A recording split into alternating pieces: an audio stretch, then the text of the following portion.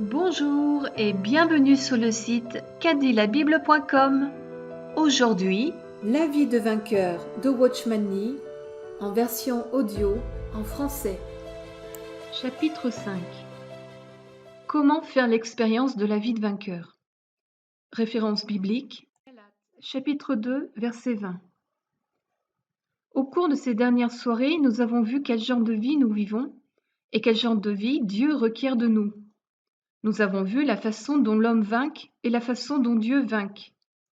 Nous avons vu ce qu'était la vie de vainqueur et les caractéristiques de cette vie. Ce soir, nous verrons comment nous pouvons expérimenter cette vie de vainqueur. Nous considérerons d'abord une question très importante. Comment pouvons-nous entrer dans l'expérience de cette vie et comment pouvons-nous gagner Christ? Le verset que nous lisons ce soir nous montre comment faire l'expérience de cette vie. Sautons la première partie de Galates 2:20 et concentrons-nous sur la partie qui commence par « Ce n'est plus moi qui vis ». C'est ce que nous devrions expérimenter. Ce n'est plus moi qui vis. D'un point de vue négatif, je peux dire que ce n'est plus moi qui vis. D'un point de vue positif, la vie de vainqueur, c'est Christ qui vit en moi. C'est le sujet que nous avons couvert au cours de ces derniers jours. La lettre de Paul aux Galates nous montre qu'il a atteint cette vie. Il y est entré et en a fait l'expérience. Voyons de quelle façon. Nous devrions entrer dans cette vie de vainqueur de la même manière que Paul y est entré. L'expérience de Paul se réfère à deux expressions. La première apparaît avant la partie du verset 20 qui dit « Ce n'est plus moi qui vis, mais Christ qui vit en moi ». Et la deuxième suit cette partie du verset. Voici la première expression. Je suis crucifié avec Christ. C'est la première condition pour entrer dans l'expérience de cette vie. Voici la seconde expression. La vie que je vis maintenant dans la chair, je la vis dans la foi au Fils de Dieu. C'est la seconde condition pour entrer dans l'expérience de cette vie. En remplissant ces deux conditions, Paul gagne Christ comme sa justice, sa sanctification et sa victoire. Considérons ces deux choses en détail. Se livrer à Dieu, je suis crucifié avec Christ. La première condition est « je suis crucifié avec Christ ». Quelle en est la signification?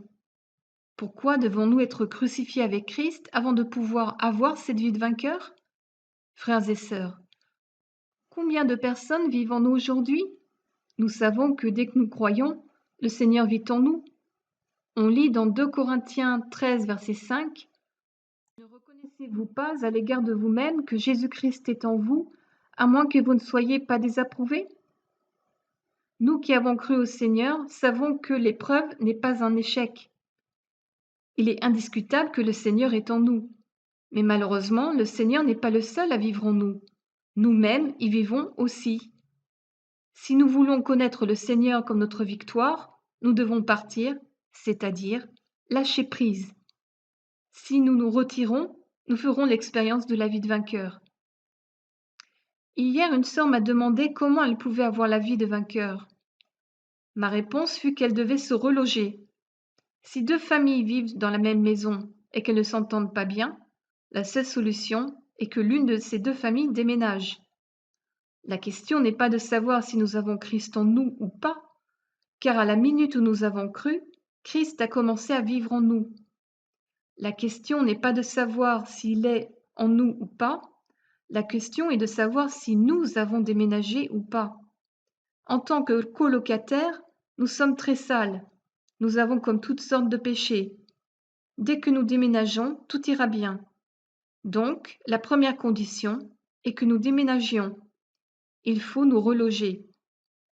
La parole de Dieu déclare « Je suis crucifié avec Christ ». Mais il n'est pas vrai que nous avons échoué, bien que nous ayons tenté de déménager maintes fois. Nous avons prétendu mourir maintes fois, mais nous sommes toujours vivants. Nous avons tenté de nous tuer maintes fois, mais nous n'avons pas réussi. Parfois, il semble que nous soyons morts, mais nous sommes toujours vivants. Nous avons souvent tenté de nous crucifier nous-mêmes, mais nous ne sommes toujours pas morts. Que se passe-t-il? Ce soir, il nous faut considérer cela de plus près. ne pas être capable de réussir. Ce soir, tous les frères et sœurs assis ici ont vu la croix comme une réalité. Nous savons que lorsque le Seigneur fut crucifié, non seulement il prit nos péchés, mais il crucifia aussi notre personne. Nous connaissons déjà bien l'enseignement de Romains 6. Nous savons que quand le Seigneur est mort sous la croix, il a non seulement porté nos péchés, mais il a aussi crucifié notre vieil homme avec lui. Nous savons que la question du péché a été traitée et que nous-mêmes avons été crucifiés avec lui. Pendant de nombreuses années, nous avons accordé beaucoup d'attention à cette vérité. Il est vrai que nous sommes crucifiés avec Christ, mais pourquoi cette vérité n'a-t-elle produit aucun effet en nous? Il est vrai que le Seigneur fut crucifié sur la croix, mais pourquoi ne sommes-nous toujours pas encore morts? Le Seigneur m'a amené à la croix, mais je suis toujours moi. Je suis toujours limité, je suis toujours faible. J'échoue encore et je suis encore impuissant. La Bible dit que j'ai été crucifié avec Christ, mais pourquoi suis-je encore si impuissant? De nombreux chrétiens sauvés continuent à œuvrer de toute leur force, espérant ainsi parvenir finalement à vaincre. Cependant, la victoire semble toujours être très très éloignée d'eux. Frères et sœurs, il faut nous rendre compte de ceci. Le fait que le Seigneur accomplisse le salut est une chose, le fait que nous le recevions en est une autre. Préparer un repas est une chose, mais le manger en est une autre. D'autre part, le Seigneur Jésus accomplit quelque chose pour nous, et d'autre part, nous recevons ce qu'il a accompli. Paul nous a montré comment nous devrions reconnaître et accepter la mort du Seigneur. Romains 6 nous montre que chacun d'entre nous est mort. Alléluia! Chacun de nous est mort. Romains 7 nous montre que même si chaque chrétien devrait être mort, en réalité nous sommes toujours vivants. Puisque nous devrions déjà être morts, pourquoi sommes-nous encore vivants? Romains 6 nous montre la vérité objective, tandis que Romains 7 nous montre l'expérience subjective. Romains 6 présente le fait, tandis que Romains 7 présente l'expérience. Aujourd'hui, beaucoup de chrétiens connaissent très bien Romains 6, qui nous dit que notre vieil homme a été crucifié avec Christ. Ils savent que nous ne devrions plus être esclaves du péché, que nous sommes délivrés de l'asservissement à la loi, et que nous devrions quotidiennement nous considérer comme morts au péché. Ils savent tout cela, et cependant rien ne marche pour eux. L'enseignement reste un enseignement, et sont toujours les mêmes. L'enseignement nous dit que nous sommes crucifiés avec Christ, mais nous disons que nous sommes toujours vivants. L'enseignement nous dit que nous sommes délivrés du péché, mais nous disons que le péché est encore en nous. L'enseignement nous dit que nous sommes délivrés de l'asservissement à la loi, mais nous disons que nous sommes encore sous la loi. Où est le problème? Romains 7 nous raconte un fait important. L'homme n'est pas d'accord avec ce que Dieu a fait. L'homme n'est pas prêt à accepter le jugement de Dieu. Frères et sœurs, pourquoi Dieu nous a-t-il mis sur la croix? Il nous a mis sur la croix parce qu'il sait que nous ne pouvons rien faire et que nous sommes absolument inutiles. Nous n'avons aucun moyen de nous améliorer, nous corriger ou progresser. Nous sommes complètement inutiles.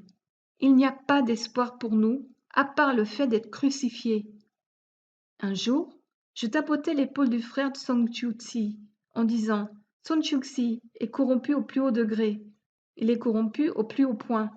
Si une punition pouvait servir à quelque chose, nous pourrions encore le punir. Si l'emprisonnement pouvait s'avérer utile, nous pourrions le mettre en prison, mais il n'y a pas d'espoir en lui.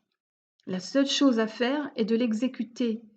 Tsong Chu-Tsi est corrompu au plus haut point. Il n'y a aucun espoir en lui.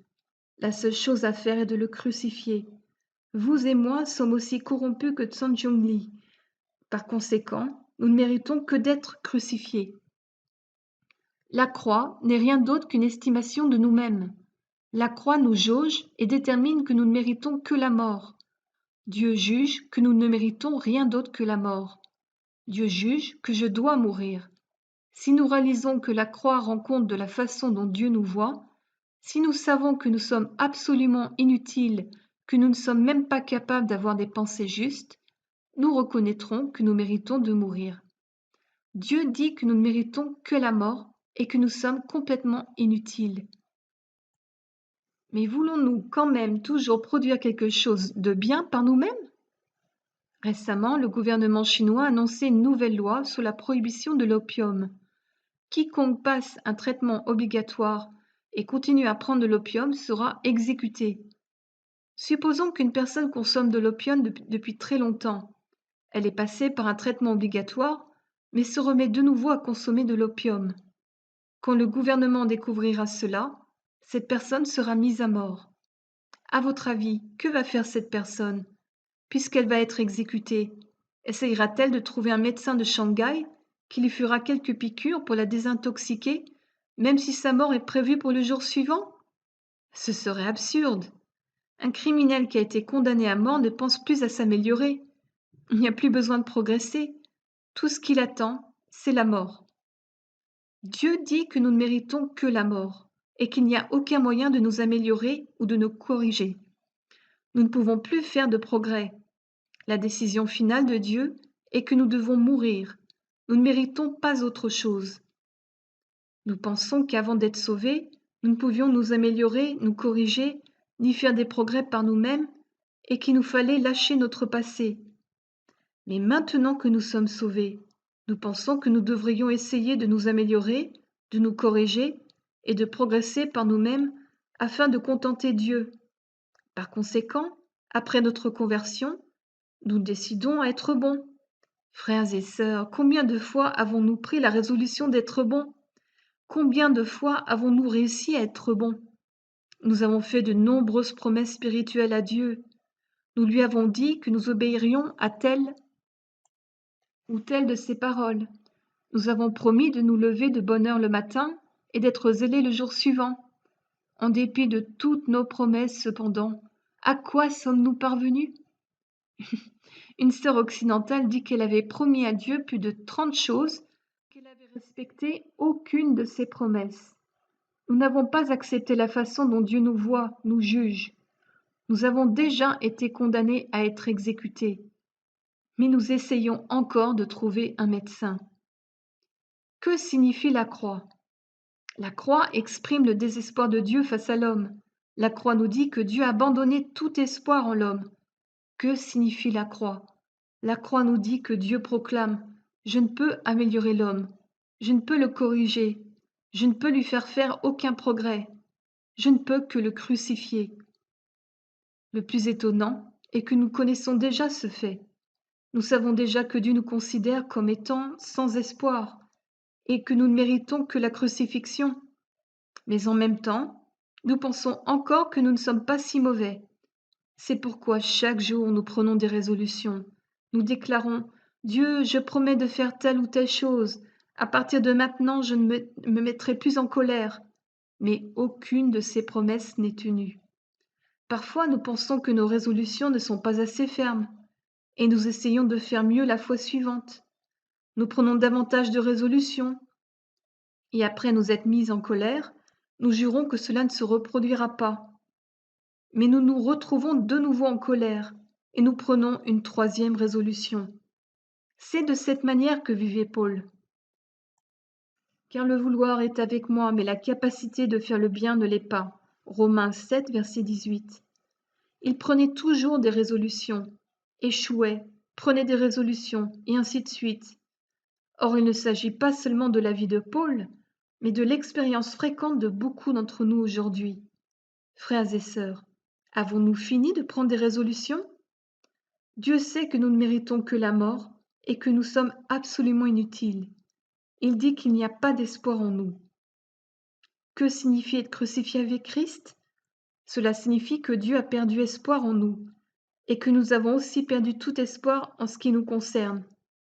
Le fait que Dieu nous crucifie avec Christ montre que Dieu n'a plus d'espoir. Quand nous déclarons « Je suis crucifié avec Christ », cela signifie que nous non plus n'avons plus espoir. Dieu voit notre état. Il sait que nous sommes complètement inutiles et qu'il n'y a plus d'espoir en nous. Que signifie être crucifié avec Christ? Cela signifie que nous avons abandonné tout espoir. Nous admettons ne jamais Contentez Dieu. Dieu ne peut rien faire d'autre que de nous mettre à mort. Il n'y a pas d'espoir pour l'homme charnel. La seule chose qui nous reste à faire est de mourir. Nous ne méritons que la mort. Frères et sœurs, y a-t-il des personnes malades chez vous? Je suis allée dans 5 ou 6 foyers où le mari, la femme ou les enfants étaient malades. Chaque fois que les proches perdaient espoir, ils disaient « Monsieur Ni, si telle est la volonté de Dieu, j'espère qu'il ou elle s'en ira rapidement. » Pourquoi disaient-ils cela? Ils s'exprimaient ainsi car ils n'avaient plus d'espoir. Lorsque tout espoir était perdu, ils espéraient que le ou la malade mourrait rapidement. Maintenant, Dieu vous dit qu'il n'y a plus d'espoir en vous. Il ne peut que vous crucifier. Il vaudrait mieux que vous disiez ainsi qu'il n'y a plus d'espoir en vous et que la seule chose à faire est d'être crucifié. Aujourd'hui, notre problème, c'est que nous connaissons très bien Romains 6, mais que nous prenons encore des résolutions comme la personne décrite dans Romains 7. Nous faisons encore des promesses à Dieu et pensons encore être quelque peu utiles. Bien que nous comprenions très bien Romains 6, nous nous comportons comme dans Romains 7. Dans Romains 6, Dieu a dit à Paul qu'il était inutile. Dans Romains 7, Paul s'est dit à lui-même qu'il était inutile. Frères et sœurs, Dieu n'a pas de doute en ce qui nous concerne. Il a abandonné tout espoir depuis longtemps. Selon l'estimation de Dieu, nous ne valons rien. Il nous a déjà dit que nous étions inutiles. La question est de savoir comment nous nous jugeons. Si nous abandonnons aussi tout espoir en ce qui nous concerne et déclarons être inutiles, nous ferons immédiatement l'expérience de la délivrance. Dieu nous permet de nous mettre en colère, d'être fiers, jaloux et malhonnêtes. Il permet au péché de nous mettre sans dessus-dessous. C'est sa façon de nous dire que nous ne pouvons réussir. Mais comment réagissons-nous? Nous pensons que notre première résolution n'était pas assez ferme et qu'il nous faut être plus résolus. Nous pensons que cela pourrait marcher la deuxième fois. Mais cela ne marche toujours pas. Ceci est l'expérience décrite dans Romains 7. Dans Romains 6, nous trouvons simplement l'enseignement, tandis que Romains 7 nous conduit dans la mise en pratique, la réalité de Romains 6. Si quiconque me disait que j'étais corrompu au plus haut point, je crierais « Alléluia! Moi, Watchman Nee, je suis corrompu au plus haut point! Alléluia !» Paul ne pouvait rien faire pour lui-même. Il a souffert pendant de nombreuses années. Il méritait uniquement la crucifixion. Aujourd'hui, si vous déclarez que vous n'êtes plus utile, vous ferez immédiatement l'expérience de la délivrance. Ceux qui tentent d'être bons ne seront jamais sauvés. De la même manière, les chrétiens qui prennent la décision d'être de bons chrétiens ne vaincront jamais. Frères et sœurs, la croix de Dieu ne s'est pas trompée sur votre compte. Jour après jour, j'aime faire une chose. J'aime déclarer que j'étais inutile hier, que je suis inutile aujourd'hui et que je serai inutile demain. Je serai inutile pour toujours. Dieu veut que nous acceptions le jugement de la croix, car en l'acceptant, nous acceptons le Seigneur comme notre sanctification, notre perfection et notre victoire. Si nous chérissons encore quelque espoir et avons encore une lueur de foi en nous-mêmes, Dieu devra continuer son œuvre en nous. Il ne s'arrêtera pas d'opérer en nous avant que nous ayons complètement perdu espoir en nous-mêmes. Dieu doit nous mener au point où nous désespérons totalement de nous-mêmes. Il fait cela afin que nous acceptions la croix. Il veut que nous nous rendions compte et reconnaissions que nous ne sommes pas capables par nous-mêmes. Nombreux sont ceux qui se rendent compte qu'ils ne peuvent rien faire par eux-mêmes. Cependant, ils n'ont pas encore vaincu. Pourquoi? C'est parce que Dieu nous demande de remplir encore une condition. Ne pas essayer de réussir. Hier, je rencontrai une sœur qui passait 2 heures à me raconter l'histoire de ses échecs. Tandis qu'elle parlait, je souriais. Enfin, je lui demandais « Es-tu prête à t'avouer vaincue maintenant? As-tu encore quelque espoir en toi? As-tu assez échoué ?» Elle admit qu'elle ne pouvait réussir, mais il lui manquait encore une chose. La première chose que Dieu nous montre est que nous ne pouvons réussir. Il nous faut perdre espoir en nous-mêmes, mais cela ne suffira pas à nous mener à la victoire. C'est une chose de reconnaître que nous ne pouvons réussir, mais c'en est une autre de ne pas essayer de réussir. Je lui dis, c'est bien et juste que tu te rendes compte que tu ne peux réussir. Mais tu ne t'es pas aperçu que tu essayes encore de réussir. Ne le vois-tu pas? Puisque tu sais que tu ne peux pas réussir, tu aurais dû arrêter ton propre travail. Elle admettait qu'elle ne pouvait réussir, mais en même temps, elle ne voyait pas qu'elle faisait des efforts et espérait réussir. Je lui demandai plusieurs fois. Ne te rends-tu pas compte que tu fais encore des efforts pour essayer de vaincre? Elle luttait et essayait. C'est pourquoi elle ne pouvait vaincre. Elle me demanda ce qu'elle devait faire. Je lui répondis qu'elle n'avait qu'à accepter la croix, reconnaître sa faiblesse et arrêter d'essayer ou d'espérer réussir. Je dis qu'à la minute même où elle tenterait de faire quoi que ce soit, elle échouerait. Elle me demanda, si j'échoue bien, que je fasse tout mon possible, n'échouerais-je pas davantage en ne faisant rien? C'est là où réside le problème pour de nombreuses personnes. Elles savent très bien qu'elles ne peuvent rien faire et qu'elles sont absolument impuissantes, et cependant elles luttent et font encore des efforts. Le résultat est qu'il n'y a toujours pas de victoire et qu'elles ne peuvent toujours pas vaincre. Dans l'expérience de la vie de vainqueur, il existe deux conditions très importantes concernant le fait de se rendre. D'abord, il nous faut accepter ce que Dieu pense de nous, c'est-à-dire que nous ne sommes pas capables en nous-mêmes. Ensuite, nous ne devrions pas essayer de devenir capables. Nous devrions plutôt abandonner tout espoir en ce qui nous concerne. Un frère me dit un jour qu'il ne pouvait pas croire. Je lui dis qu'il ne devait plus essayer de croire. Il fit la remarque suivante. Mais quel genre d'enseignement est cela? Je déclarai. Tout ce qu'il te faut faire, c'est dire à Dieu que tu ne peux pas croire. Dieu attend que tu reconnaisses ton incapacité à croire. Que signifie être crucifié avec Christ? Cela signifie que désormais, je ne suis pas responsable de ma propre victoire et que je ne suis pas responsable de mon propre échec. Mes affaires sont entre les mains de Dieu. Supposons qu'une sœur serve une tasse de thé, et tandis que vous soulevez la tasse, elle s'accroche à celle-ci et ne la lâche pas. De votre côté, vous essayez de boire le thé, mais de son côté, elle s'accroche encore à la tasse. Bien qu'elle vous dise qu'elle vous sert le thé, elle ne le lâche pas. Si elle ne lâche pas la tasse, vous ne pourrez pas boire le thé.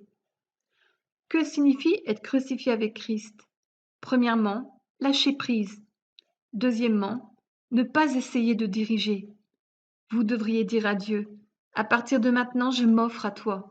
À partir de maintenant, la victoire est ton affaire et la patience est ton affaire. Un jour, un frère me demanda ce que signifiait être victorieux. Je lui dis qu'être victorieux, c'est abandonner, et abandonner, c'est mourir. Cela signifie que la victoire n'est plus de son domaine. Un jour, j'ai rencontré une sœur et lui dis, tu n'as qu'une chose à faire. Dis simplement à Dieu qu'à partir de maintenant, tu ne peux rien faire et que tu n'es responsable de rien. Nous ne pouvons pas nous empêcher de nous mettre en colère.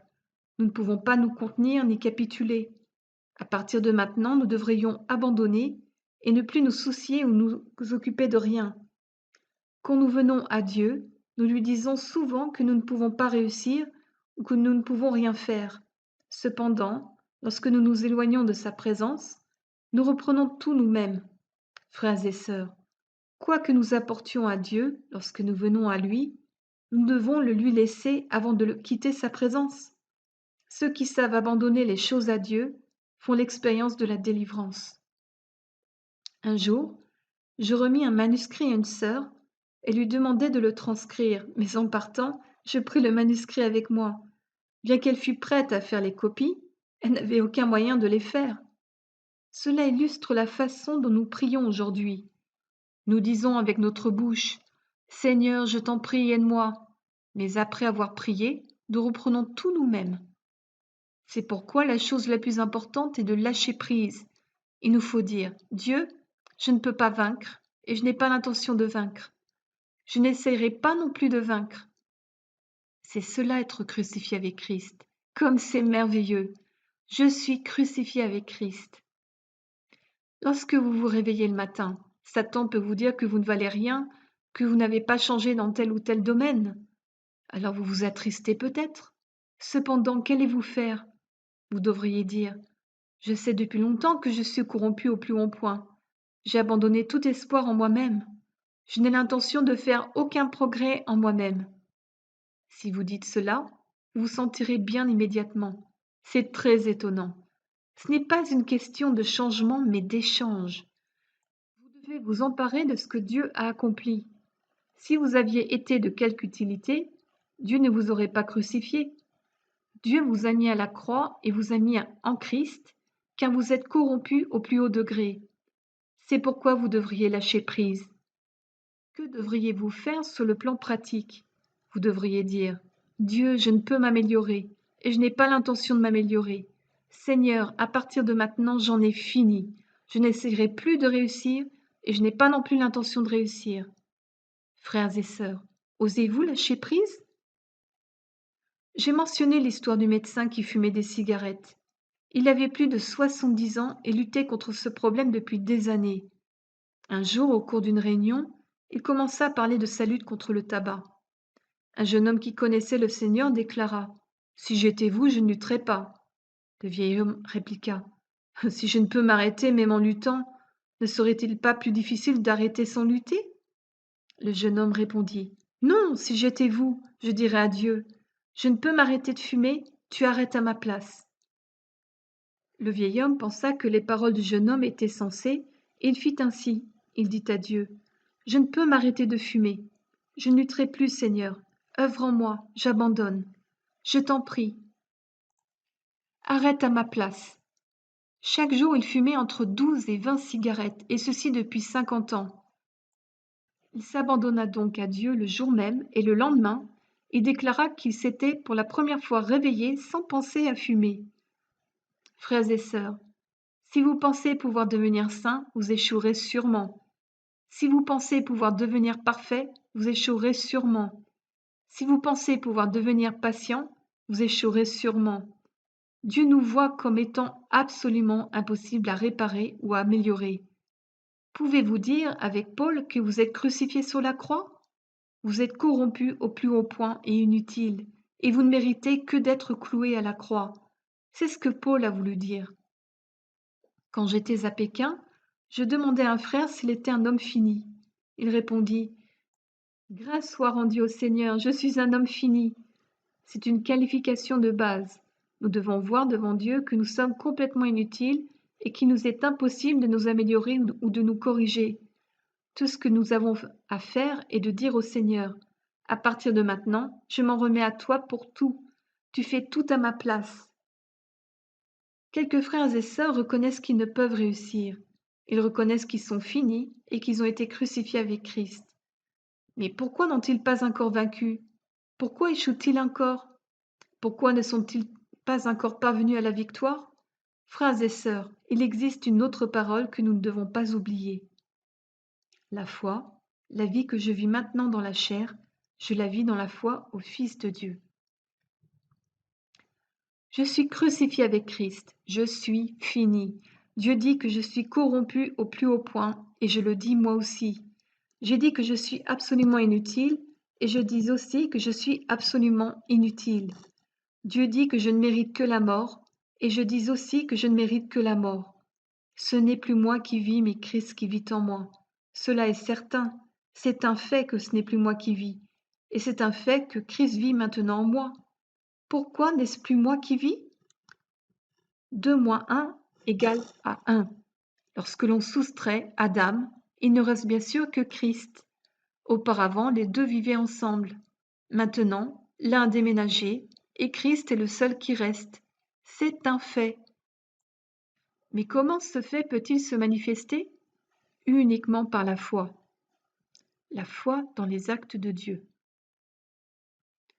L'Évangile de Dieu nous montre qu'il nous a donné son Fils. Le Fils de Dieu est devenu notre justice, notre rédemption et même notre sainteté. Nous n'avons pas à le recevoir d'abord en tant que notre vie, puis nous attendre à ce qu'il nous donne sa perfection, sa patience et son humilité plus tard. Il est déjà notre vie. La Bible nous montre que Christ est déjà dans notre tête. Tout comme une tête qui a une conscience du corps, puisqu'elle en est responsable et le dirige, Christ est notre tête. Nous n'avons pas à lui demander de notre tête et nous n'avons pas à demander d'être son corps. Il est déjà la tête et nous sommes déjà ses membres. Cela nécessite de la foi de notre part. D'un point de vue négatif, nous nous sommes livrés à lui. Mais d'un point de vue positif, croyons-nous que Christ est notre tête et qu'il occupe sa place en nous, étant responsable de nous et dirigeant tout pour nous? Croyons-nous qu'il est, comme le dit la Bible, notre tête et qu'il assume toutes les responsabilités qui incombent à la tête? La parole de Dieu déclare qu'il est la tête. Croyons-nous vraiment qu'il soit notre tête? Croyons-nous que nous ne sommes plus responsables de rien et que dès maintenant, à cette minute précise, il sera responsable de tout? La parole de Dieu nous montre aussi qu'il est le cep et que nous sommes les sarments. La parole ne dit pas qu'il sera notre cep et que nous serons ses sarments. Nous ne deviendrons pas ses sarments et il ne deviendra pas notre cep dans un proche avenir quand nous serons plus mûrs spirituellement. Nous devrions porter des fruits de la même manière qu'il porte des fruits. Nous devrions être pleins de vertu, tout comme lui. Il nous donne toute la sève, la vie et la puissance pour porter des fruits. Il est le cep et nous sommes déjà ses sarments. Il nous nourrit maintenant de sa vie, sa sainteté, sa perfection et de tout ce qu'il est. Frères, croyons-nous cela? Croyons-nous qu'il est désormais notre arbre et que nous sommes maintenant ses branches? Lorsque nous l'avons reconnu comme notre Sauveur, nous avons été entièrement unis à lui. Bien sûr, il y avait encore du mélange. Maintenant, même le mélange a disparu. Croyez-vous cela? Vous n'avez pas besoin d'essayer de faire quoi que ce soit pour vous attacher à lui, car Dieu a déjà fait de vous un seul arbre avec le Seigneur. Pensez-vous qu'il vous traitera de la même façon qu'un arbre traite les branches? Vous ne portez pas de fruits pour lui, c'est plutôt lui qui porte des fruits à travers vous. Dieu nous a aussi montré que l'union entre le Seigneur Jésus et nous est comme la relation entre la nourriture et notre corps. Il est le sang que nous buvons et la chair que nous mangeons. Il est celui qui nous maintient en vie. Comme la nourriture qui pourvoit à nos besoins corporels, si elle nous est supprimée, nous mourrons. Tel est le Seigneur Jésus pour nous. Dans sa parole, Dieu nous montre que nous sommes unis au Seigneur Jésus. Il est notre tête, notre arbre et notre nourriture. Nous n'avons pas besoin de demander à Dieu de nous donner le pouvoir de vivre comme Jésus vivait. Dieu nous a donné son Fils, lequel est responsable pour nous, vit pour nous et est pour nous la puissance de vie. Dieu nous l'a donné afin que toute sa perfection, sa communion, sa joie et ses richesses s'expriment à travers nous.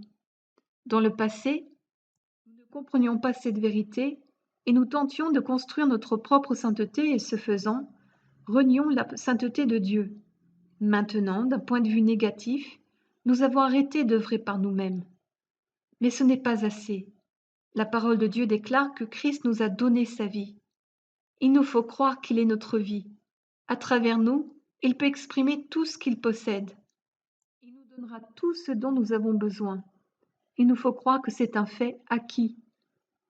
Le secret de la victoire est de se rendre compte que celle-ci ne vient pas peu à peu. Par la foi, nous savons que Christ est devenu notre victoire.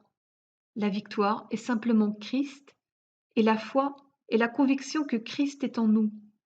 La grâce de Dieu nous a donné le Seigneur Jésus. Tout ce qu'il nous faut faire est de recevoir avec foi ce que Dieu nous a donné.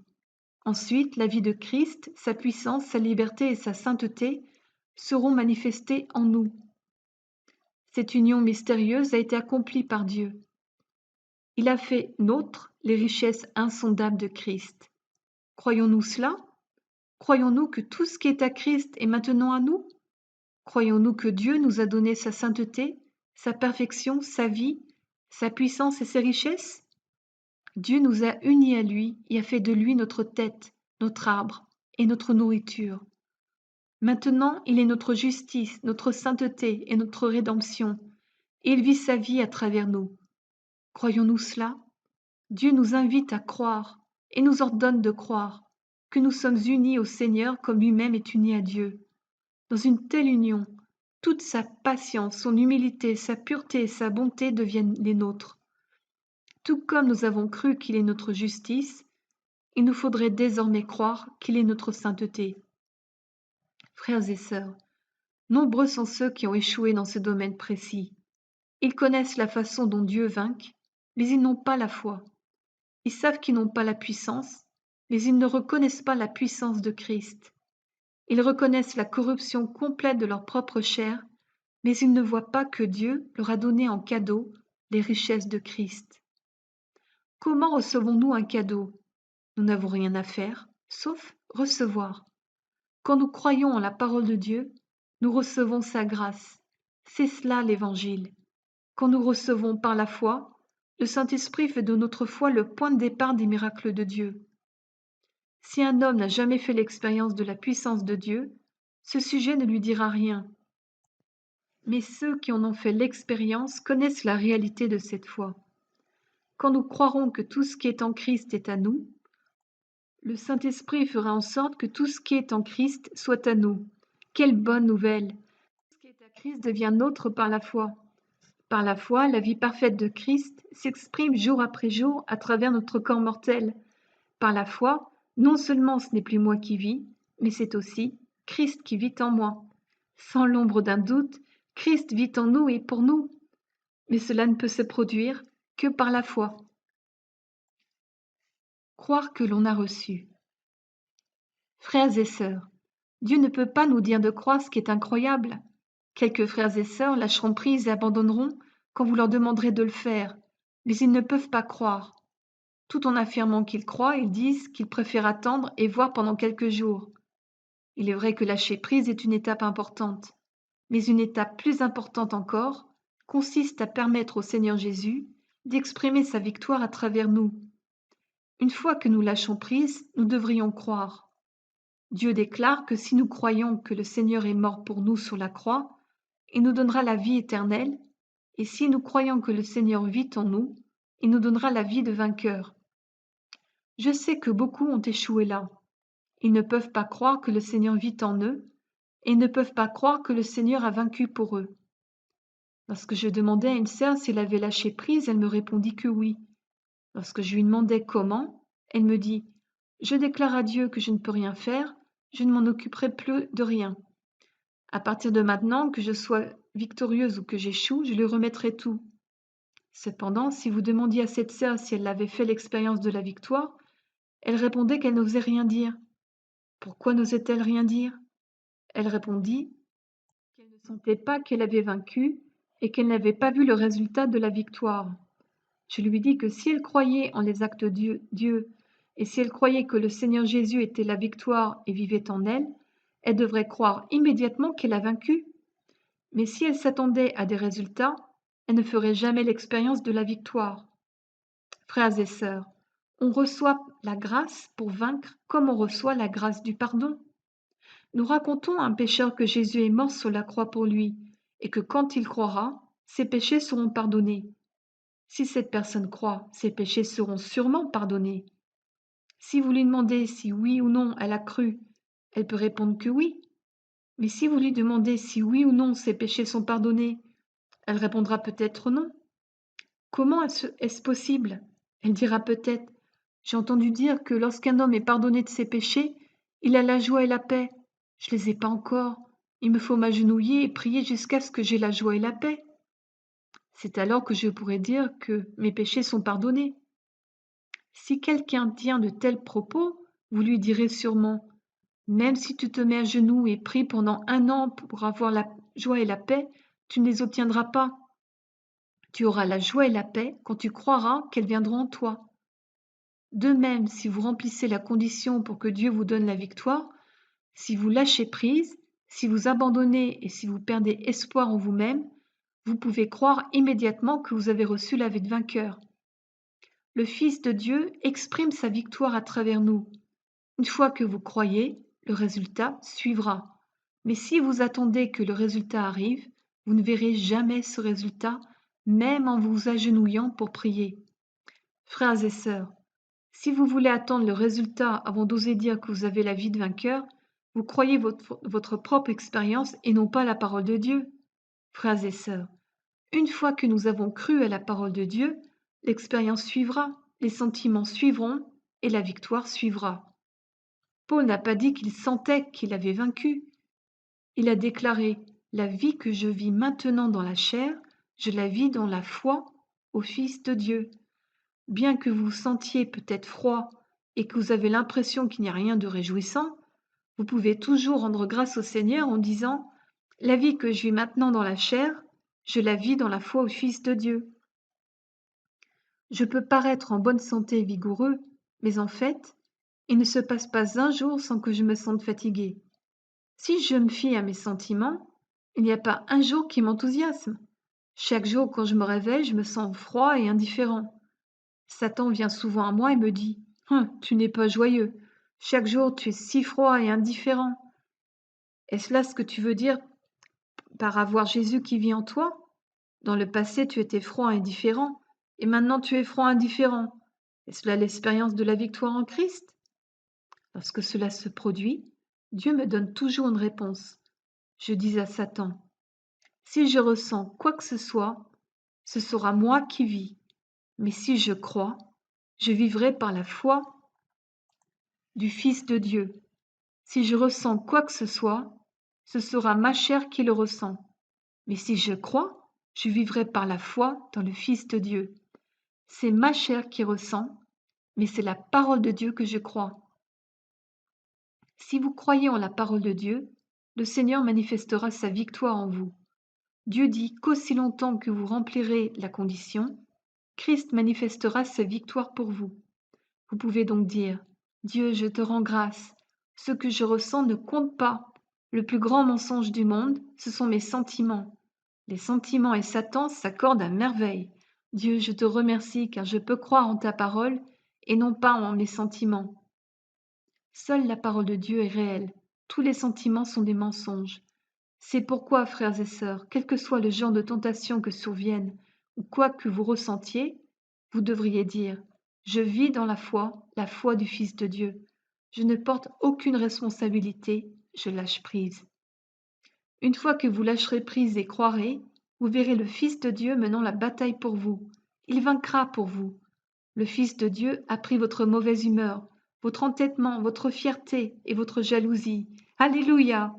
Il n'y a qu'un vainqueur au monde. Alléluia! Nous sommes tous faibles.